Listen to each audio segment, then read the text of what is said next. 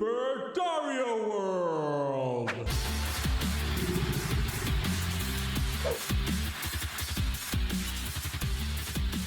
You want to do a little anime talk? Well, I'm thinking, do you want to do that, or we could save it for an episode if you want, just the whole thing, because we are running like hour and 20 minutes or so. All right, so I mean, we can just, like I said, I'm gonna cut this up into 3 podcast episodes. But if people want to watch the live stream, they can. I'm not really sure if you want. All right, sure. Let's just do Taco Tuesday. Nani? Taco Tuesday. That thing's great. I love it. I wish I could hear it. True. All right, so we'll talk a little Taco Tuesday. So pretty much, Eric, do you want to talk about good things that you watched lately, or do you want to talk about, because I believe you Why don't you did keep us watch on the full screen? What? Keep us on the full screen. Have that little thing. This better? Yeah. You just want to see your face, you narcissist. Anyway, No, it's because I'm mirrored on the other one, so I have to sit like this, and I prefer sitting like this. all right, fair enough. So I have something that I want to complain about, but I'll You? yes, me. Badly. But you Fucking imposter Dario here. I believe you watched some of the shows that are on they were on the best anime of 2025 or of 2024. Is there, you want to mention that first, or you want me to complain first? Well, I have seen indeed 3 of those shows, including Anime of the Year winner, spoilers, I guess, Solo Leveling, Okay. and I have seen Kaiju number 8, All right. as recommended, and Dandadan. All right. Dan. So, out of those 3, which one has the best banger? In terms of the theme song, Yeah. I I told you. Like, dude, the soundtrack. I never skipped it. I never skipped it, man. Me. I usually skip Oh, like everything dancing open. and shit? Yeah, dude, it's so fucking cool. It's really fucking cool. The song's great. But You know what I love? It captures the vibe of the show perfectly. exactly. Yes. Exactly. Perfect. That's a great way to say it. So you watched all 3. You remember my rankings for them? No. Okay. So of the 6 shows, I had the 6 shows that were nominated for Anime of the Year. I had Frieren is number 1. Dandadan is number 2. I believe I had Apothecary Diaries is number 3. Then Kaiju number 8. Then Solo Leveling, and then Delicious in Dungeon, if I remember. So out of these 3, it'd go Dandadan, Kaiju number 8, Solo Leveling. I can let you take it from here if you want. Do you want to talk about them each individually? Do you want to talk about my opinions about them? What do you prefer? No, we just talk about the 3 of them. I agree with your ranking. Okay. Okay. All right. Thank you. So we both agreed that Solo Leveling, while a great show, should not have been the Anime of the Year. Well, I didn't say that, did I? All right. I'll give you something. I'll give you 2 differently. Out of these 3 shows, would you say that the best protagonist is the protagonist from Solo Leveling? So you got no, I wouldn't say that. But it's kind of gotten to the point where I feel like it's getting overhated. I don't hate it. I think no, Solo Leveling. I mean, Okay, I don't hate Solo Leveling. But the show is so good that I read the entire manhwa. To me, the thing is, okay, is it a great story? No. Is the main character the most likable? Also no. Honestly, I don't mind him that much. I kind of like that he started killing random people. Well, I mean, they forced him into it a bit, but I get it. Listen, I get it. Jinwoo's not bad. Yeah, it's always that. I always hate it when that have that false dilemma in shows where it's like, oh my god, he killed somebody. It's like, dude, they were gonna fucking kill him. It's one of those things, like in video, like The Last of Us, like, oh, Joel's the killer. It's like, Joel's not a killer. I'm the killer. I was the one who was controlling Joel. It was me, and I'd do it again. But anyway, continue. And you know what? Joel got punished for the one fucking character we did not have a choice whether we killed him or not. Exactly. Thank you. But anyway, Continue with Solo Leveling. Anyway. I interrupted you. Jinwoo, to me, the thing is, this show made me feel things. Okay? Okay. What part gotta of your give it that. body? All of it. Oh my god! You may be transitioning. Anyway, continue. What can I say? Jin was that powerful. Oh my god! No, okay, I will say this. Okay, so for everybody who doesn't know, I gave the description when I did the best anime of 20. So Solo Leveling, really quickly, it's about portals are appearing in our world, and inside those portals are monsters. There are certain people who have special powers who can go into those portals to defeat those monsters, and they make money out of it because they sell parts out of them. This is the story of the weakest hunter who, going through some really crazy shit, discovers that he actually has the ability to become more powerful. Is that a fair description? Is that easy? Is that good? It is, and that is actually my biggest problem that I have. Okay. The side cast is by the end of the show completely fucking irrelevant now, right? Yep. That's the problem.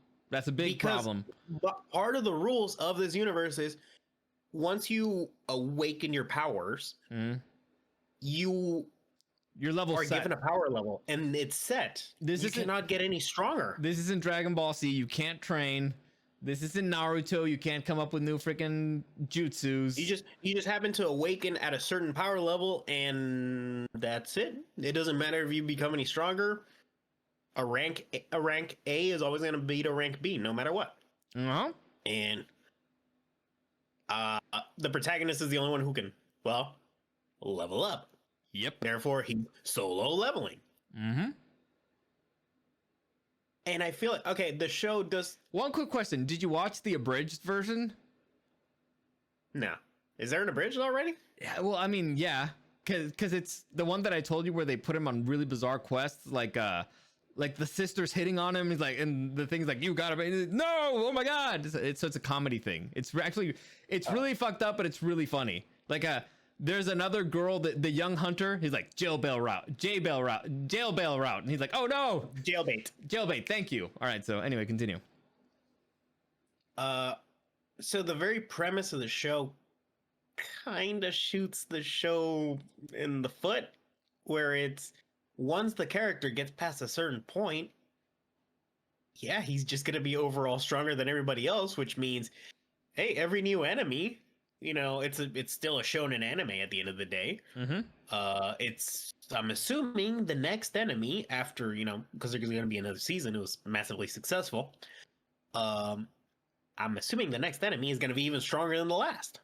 You would think. Which means the sidecast, who was already completely irrelevant by the last arc, is now even more irrelevant. Yep, they're just dead weight. Everybody's dead weight. So it's now I will say this: Jinwoo's powers are awesome. Okay, his powers are awesome because I love summoners. I always love summoners. It's my favorite class. That's what you do in Final Fantasy, right? Yeah, this is in my car keys. I have the summoner job, and you know why? Because summoners, it's basically Pokemon. Yeah, fair enough. That's a good description. You bring out minions and they look cool, and then you capture new minions. Why? Is it because they're strong? Sometimes, and most of the times, it's just because they look cool. Fair enough. And I like getting minions and sending them on missions and getting them to them become stronger too. Oh, because his minions can get stronger, not the other characters. No, of course not.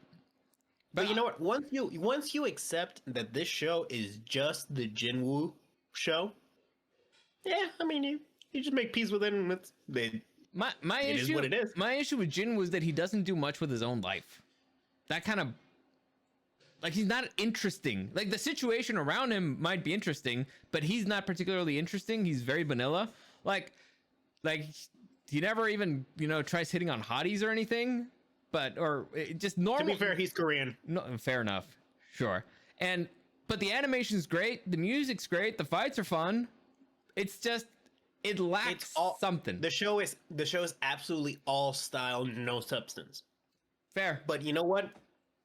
It's a lot of style. Yeah. And and it's something I would have absolutely. It made me feel like a fucking like 15-year-old just watching like dumb action with a dude who's like an edgelord with these badass powers. And look, I fucking binged the shit out of the show, and it was a fucking breeze. I loved it, but no, it's not anime of the year. Of course not. Okay, so now I'm gonna put you in the same dilemma that I had pretty much every week. I get in my car, and I have, well, I'm crossing the border, and I have two options of shows I can watch. I can watch Kaiju number 8, the newest episode, or I can watch the newest episode of Solo Leveling. Which am I watching first? You, in that exact same situation, which one would you have watched first? By Solo Leveling, Really? because I don't have to pay too much attention to it. Yeah, I guess. But which one would you be more excited about? By the end, Kaiju number 8. I did have a problem with the beginning part of Kaiju number 8, but the latter half got me going. Once they started once they dropped the well, you want to do the Okay, so Kaiju number 8. Imagine basically Pacific Rim without the robots. So a bunch of monsters randomly attack the world, and we have a defense force. The defense force is basically dudes with super suits in a way that they enhance human abilities, but it's not like an Iron Man suit. And this is the story of a guy who really wants to be part of the defense force, but was never accepted, and so he works a cleanup crew. However, his best friend from his childhood, she's like the best hunter ever, and so he's like, man, I promised that I was gonna get in there with her, and I will. So he gives it one last shot. However, for some reason, kaiju a monster takes over his body, and so now he has the ability to transform into a highly powerful kaiju. So he enters the defense force, and he's also a kaiju. Fair? Yeah. I like that they don't keep it secret for too long. It's basically just an arc. Yeah, like a tiny arc. He's because it's impossible. So you're like with the people who are experts at locating these things, and you want to keep it secret. No, that's just too much suspension of disbelief.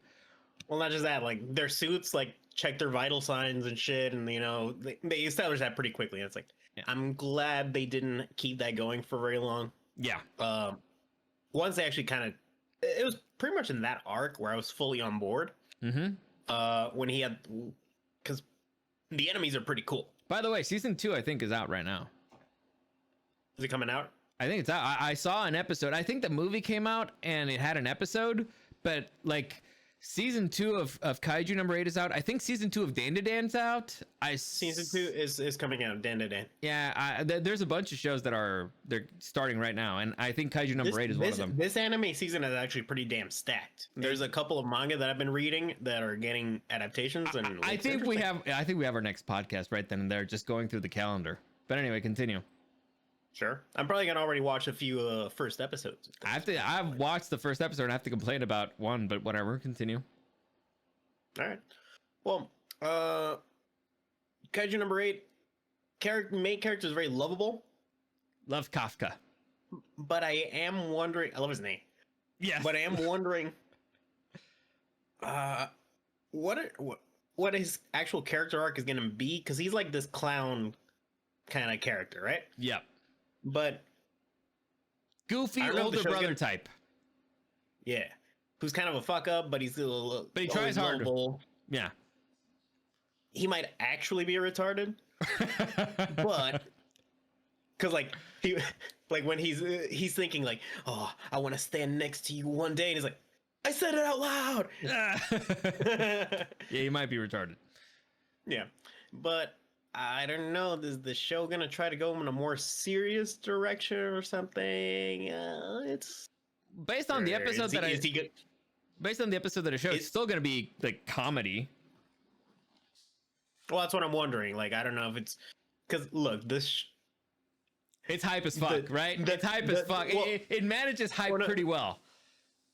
No, not just that. It's the creator of this manga. Yeah, he liked Attack on Titan. Mm-hmm. and you can tell. Yeah. So I'm like, how much did he like it? Because you know where that show goes? We don't do spoilers here, man. But yeah. Well, oh, like it's a spoiler to say Attack on Titan is not the cheeriest of shows. Yes, it's a spoiler. Damn it. Jerk. But no, I like Kaiju number 8. I want to keep watching it. I don't know if I want to get into the manga. Nah, I wouldn't get into the manga. But overall, I'm looking forward to it. But my definite favorite show so far is and my actual anime protagonist of the year, Miss Momo. Momo is the best. So, how would you describe Dandadan? I tried my best. I wouldn't. All right. Yeah. All right. Okay. Fair Okay. enough. Okay. Okay. I'll do it. There's aliens. There's ghosts, and a guy loses his penis. To one of them. Yes, and they're trying to get it back. Is that accurate? Fair enough, but I mean, the main character is Momo, not the guy, not Ken. They're co-protagonists. No, it's to me, it's clearly a coming of age story for Momo. I'm kidding. No, but I'd say that. You sure? I'd say the main character would be Momo if I have to pick one. Also, Momo's way more fun. Like from the moment, like the very first scene where they introduce her, where she tries to roundhouse kick her ex-boyfriend and he beats the shit out of her. That's just fucking hysterical. But she still feels bad that she got dumped. Like, dude, you got dumped by a girlfriend beating asshole. You should not feel bad about being, single again. And you got dumped because you wouldn't put out. So it's like. And he wanted money. He wanted money from you. he was absolutely totally in the wrong, and he still beat your ass. So yeah, I don't know why that just tickled me in the right way. Dude, I could not. From that moment on, I was like, I'm 100% in on wherever this ride is taking me. It's completely unexpected, but I loved it. It was hysterical. But no, the main characters that just have phenomenal chemistry. It's just a really fun dynamic to watch. The animation style, it's so unique, but it fits. I love the pink haired girl. I forget her name, but she was just the best too. Loved her. Like the entire cast is great. Like Turbo Granny. It reminds me a bit of Fooly Cooly. If anybody ever saw it, FLCL. Okay. You probably haven't seen it. Mm-hmm. It's like mid 2000s, but it's just balls to the walls, crazy. But I will say this. Out of all the shows, I think it's got the smartest action. Okay. Explain what you mean by that. Because I think I understand what you mean. The actual things that happen in the fights are logical. Okay. The characters are actually thinking through strategies. Okay. Mm-hmm. Like when they're fighting there's a giant sumo. Hey, you know what happens in sumo fights? They push you. Well, right, but you also can't, once the battle starts, you can't touch the ground with your hands. Mm-hmm. Otherwise, you're out. Yep. So she forces him to touch the ground with his hand, and it damages him. And it's like, oh, that's fucking clever. Yep. Or the way that battle ends. Also, it's like, oh, clever. Yeah. It's very unique. Very unique, and I don't. At least at this point, I don't think the show has actually broken its internal logic. It's batshit crazy logic. Yes, but it's like they haven't gotten like. It's weird. Nothing's felt out of place. You're like, okay, yeah, I see that. Even though you know what? Even the most fucked up episode that you had a lot of people crying, you're like, I can see it being part of Dandadan. Like, of course they did that. Of course they did. But anyway, continue. You know what? Now I think about it, I think it's the smartest show out of the three. I mean, definitely, by far. It's definitely the one that they put the most brain into it. You know what was my favorite fight, choreography wise? It's when Ken and in his Don't say his name. I'm sorry, him in the speedster mode. He's naked, fighting with the ballerina, and so they're dance fighting. To me, that was just like the coolest fight, and the way it was choreographed. I'm like, holy shit! How can they even think of this? How can they think of animating all this stuff? I love the creativity with the underwater Godzilla alien fight. I love that sentence, first off. Yeah, of course. And second off, like, Momo's freaking smart, dude. Like, she's like, oh, so I have like these psychic powers. So this guy can't swim, but what if I'm like just constantly pushing him, like sort of with my psychic hands, and he's just sort of just flying that way? Yeah. And like, I wouldn't have thought of that. Yeah, it's like, but when you say it, it's like, yeah, it actually works. It makes sense. You know, because the show makes sense. It's batshit crazy, but it makes sense. So I love Dandadan. Like, from beginning to end, I love Dandadan. It's great. I'm happy that season 2 is coming out. I haven't watched the first episode, but I feel like I need to sit down to watch it. I can't just do it in my car. No, I need to actually sit down, take time to watch it, and enjoy it. It deserves it. It's worthy of sit down watch. And I like that every new character that gets introduced is awesome. I thought I was gonna hate like the pink-haired girl. The best friend crush. The granny? Best friend crush. When he gets introduced, I was like, oh, I think the dynamic of the show is kind of gonna change in a weird way. And then he turns out to be fucking awesome, and I'm like, yes, thank God. Mm-hmm. So the granny's awesome. The freaking little cat thing is awesome.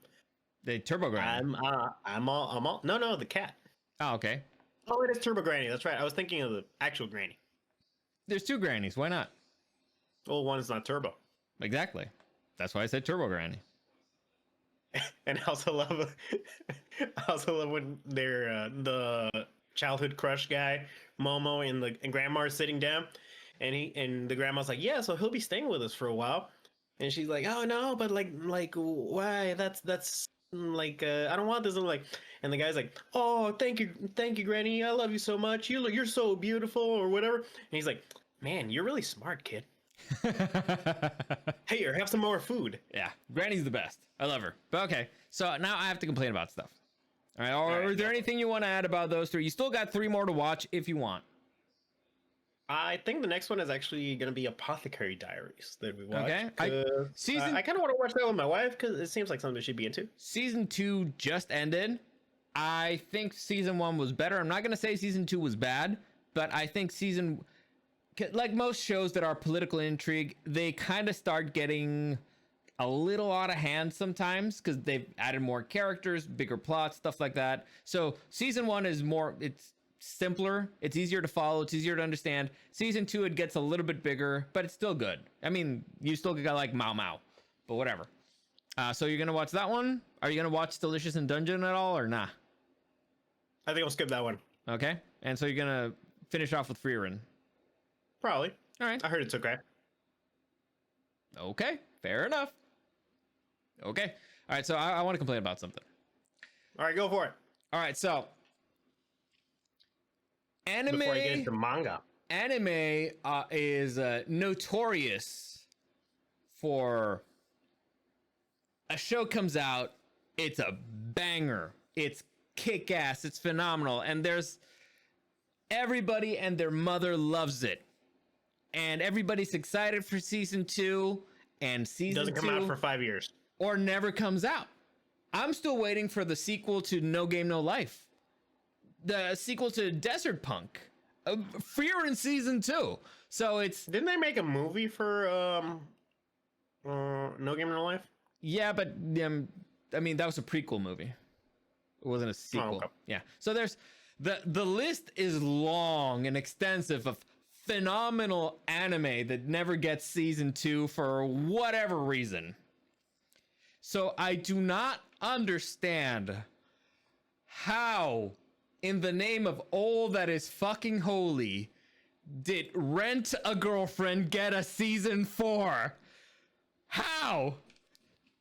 How? Somebody, please explain it to me. How is it possible that there is a 4th season of Rent-A-Girlfiend? How? Who is watching this shit? You know Ow! the author of the manga has said that he's more attracted to his female protagonist than his wife. I'm not fucking surprised. Jesus Christ. This show, so the issue with this show is not the main goal. You would think, okay, so really quickly, the premise of this show, a guy gets dumped by, a college dude gets dumped by his girlfriend, and so he's depressed, and he finds out that there's a girlfriend rental service. And so he's like, all right, I'll see what it's about, and, you know, maybe it'll make me feel better, or at least they'll get out of the house or something.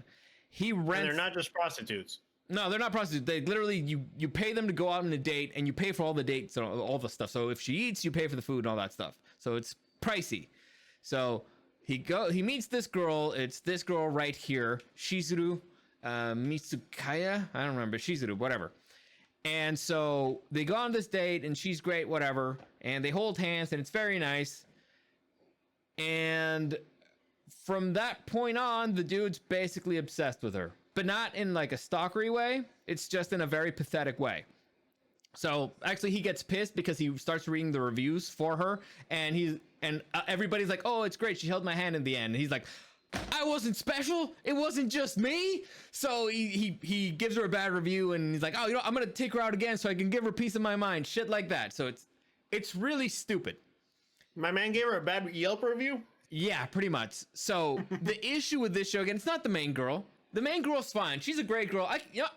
I've never met the creator's wife, but I could understand him making like his fantasy woman right there.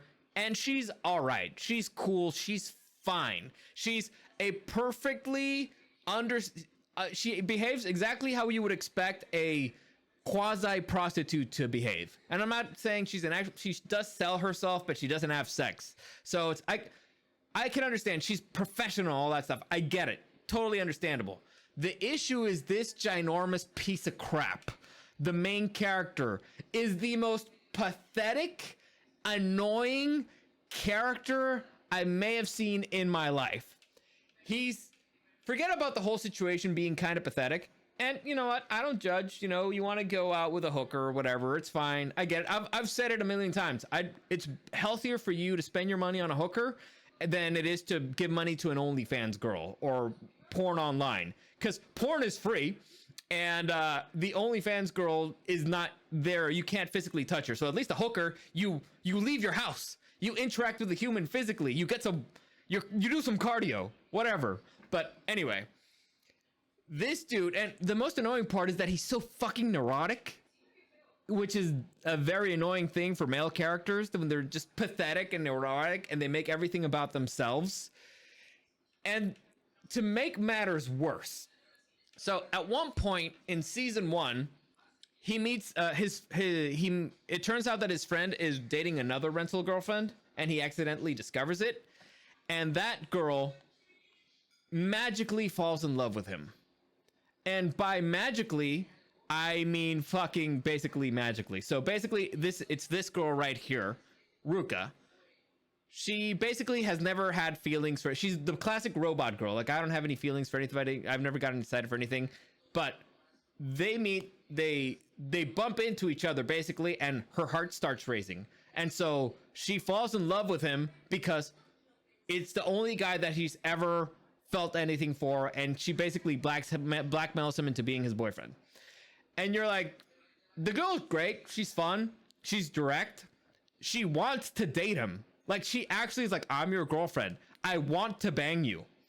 And the guy is so fucking pathetic that he's like, oh, this is a problem. This is a problem because that girl who treats me like a client, who says that I'm just a client or something, I kind of like her better. Also, there's more shenanigans. So they have to keep dating each other because he accidentally takes her to the hospital where his grandma is. And so the grandma is like, oh, is this your girlfriend? And it turns out that the grandma of this girl and his grandma are friends. So they're like, oh, our grandchildren are dating each other. So they still kind of keep dating. And it turns out afterwards that they're neighbors. So stuff like that. But still, she keeps him at the appropriate client distance. It's the guy who's so fucking pathetic. Anyway, point is, show's garbage. Character's garbage. And it got a season 4, man. It You got know, a season 4. Honestly, when I haven't seen the show, I only know some of the background stuff. It got a But season 4. well, what I was gonna say, when you mentioned the whole, they have to keep dating because the grandmas and whatnot. I think it would actually be more fun if like they didn't actually like each other, Sure. but it's a that's a comedy where it's like, oh, well, we got to keep doing because whatever for shenanigans, and then eventually a love blossoms between them. But have them have like that sort of like I don't really like it kind of relationship. Dude, there's so many stupid things in this show. Like, for example, they accidentally bump into friends, and now his friends think that they're actually dating, blah blah. And there's a situation where he goes out of town with his friends, with his ex-girlfriend and whatever, but she goes to the exact same spot. So they accidentally run into each other, and she doesn't want her friends to know that she's kind of like a hooker, and he doesn't want her friends to know that he's renting her, so they pretend. The girl charges him for the entire fucking weekend of pretending to be his girlfriend, and you're like, she was covering her own. How pathetic! How fucking pathetic is this? It's annoying, and I took it extra personally because in season 3, because I was like, you know what? I need something for the background, and I'll ignore it. It just made me mad sometimes. But in season 3, the dude decides, because the girl wants to be an actress, and her grandma's about to die, and so she's like, I want my grandma to see me in the big screen before she dies, and so the dude decides, I'm gonna make a movie, and so I want to make a movie starring you so your grandma can see it. So I was ripping my hair out with how easy he made it look like it is to make a fucking movie. So all like the professional side of me is like, that's not how that works. That's not how that works. It's not that easy. So I took that extra. Get a camera, a couple of people, you're fine. Yeah, sure. You just get a few million yen. It's like nothing. Easy. People just give you money to do stuff. So, I'm upset. I'm upset that this show exists. I'm upset that what you just said about the creator, and it got me thinking because it really. Well, you know what the problem is. What? What did you say just a few minutes ago about season 3? Yeah. Oh yeah, you watched it. Yeah. Yeah. Yeah. You're the problem. No, because I didn't watch it when it was coming out, so like the ratings don't really count anymore. You're the problem. You're the problem. But anyway, you're the one who wants this shit. I actually don't. I'm not. You want it because it'll make you rant in the podcast. Maybe, but you know what? It was interesting because it reminded me like what about a conversation that I had recently with somebody, and a buddy of mine sent me a meme of Padme Amidala, in the white suit, that the Geonosis suit, and where the best Natalie Portman's ever looked. And so he's like, and the meme says, in the text, it's like, can you really blame Anakin for throwing away, like the entire galactic because for this girl? Have you seen the outfit she was wearing in Revenge of the Sith, where she's like, Annie, I'm not sure if we should be together? Yeah, first off, that's that's Attack of the Clones. That's Attack of the Clones. The black suit. Was that an attack? Yeah, when they're in Tatooine, where she's like, no, and yeah, I and her. No, we shouldn't. It's like, bitch. Yeah. So and it got me thinking, and it relates to this. It's like, I don't think anybody anywhere judges Anakin for Padme. We all judge Padme for Anakin, because at the point what you're saying that Padme was all wet for Anakin, he just committed his first genocide. And at the end of who doesn't love a bad boy? And at the end of Revenge of the Sith, when she still says no, yeah. When he says like they're still good in him, he just committed a second one. So no, like where he there's a long murder children. There's a long list of things that are wrong of why Padme should not have picked Anakin and why we judge Padme for Anakin. But just at Really, the top of the list. when you think about it, it's amazing that Luke and Leia are not more fucked up considering their parents. True. True. But, you know, you got the mother, she likes the bad boy, but it's the bad boy with a heart of gold, not, you know, a genocidal maniac. But, all right, the point is, relating to this, and I was like, that's exactly how I feel about, you know, like, these characters and that one. It's like, you know, usually in a dating show, you're like, oh, it's gonna be this girl, this is the best, blah, blah, blah. I'm like, I don't want any of these girls to end up with him. Like, that's, I will judge you, like, because whoever he picks, it's a slam dunk. But none of the whoever picks you, you're a pathetic loser. That's wrong. Which is not a way you should be feeling about your characters. Relating to the main ends up character. with the protagonist is a loser. Exactly. You fucked up. Like, you really fucked up. So I don't understand. Anyway, that's I want to get it out of my system. There's other rants that I want to do, but I was like, no, this was like season 4 just came out. I opened my Crunchyroll this week. It was right there. I was like, how is this possible? Who gives them money? I don't understand. But anyway.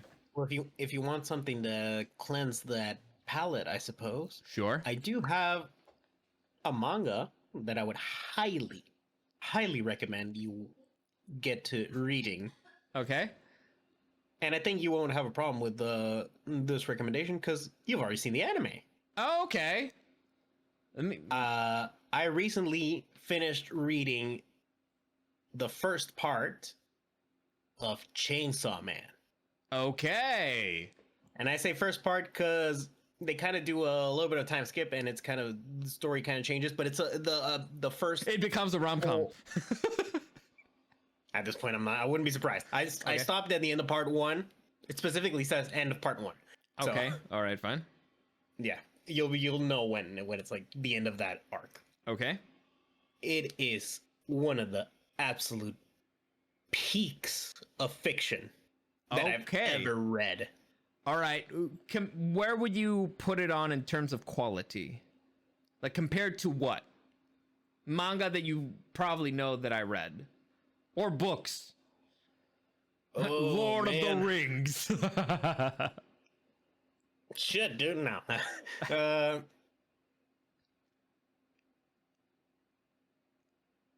It's hard to say because it's hard for me to compare manga with something like books or mediums like that. But might put it in fucking top 10 manga I've read. Holy shit. Okay. I've read a lot of manga. I know you read a lot of manga. You're a weirdo. I'm just kidding. I read a lot, but so. Yeah. But holy crap, the actual fucking development that you see there with the characters, the twists and turns that are perfectly fucking logical, and they hurt so bad. See, that's fun. There should be consequences, particularly for a story like Chainsaw Man. It actually got me teary-eyed at one point. One of the fights gets me fucking teary-eyed. A fight? Okay. Yes. It is absolutely phenomenal. I recommend everybody read Chainsaw Man Part 1. I haven't gotten to the Part 2 is still going on. Apparently it's freaking awesome too. But I want to give it a little time to marinate, so I started reading. You want to enjoy it. You want to actually want to miss it and stuff. I get it. Yeah. And actually Chainsaw Man is getting a movie very soon with a new arc. Okay, so it's not just it's not just a recap of the show. No, it's a new arc. Thank God. Okay. And it looks pretty cool. I think.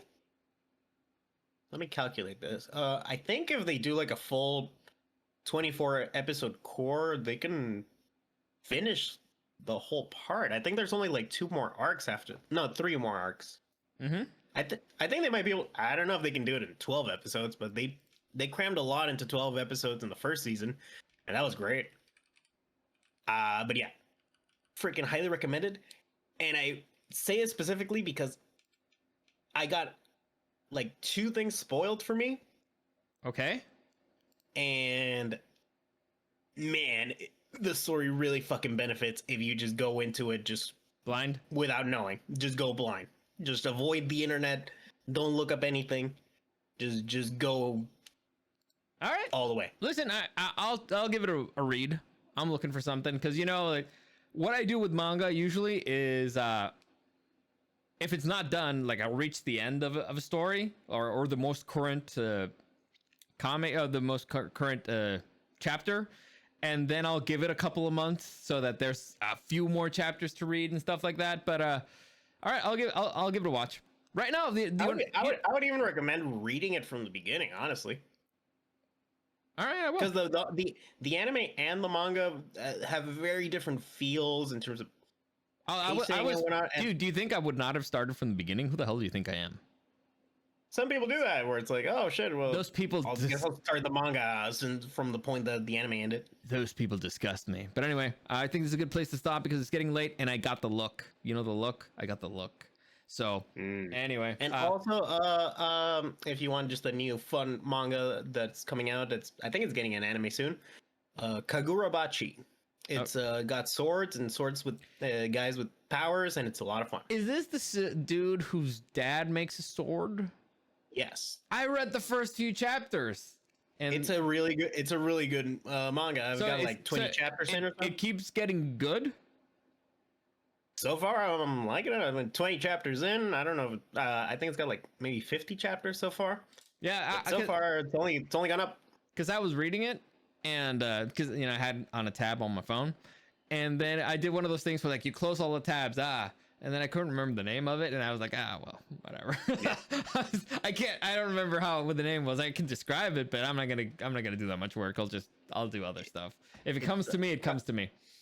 Kagurabachi. All right. Well, anyway, that's a good place to stop. We covered a lot. Like I said, I'm going to break this down into 3 different podcasts. The video, it'll stay together, but sounds like we have a topic for next week already. If we do it next week.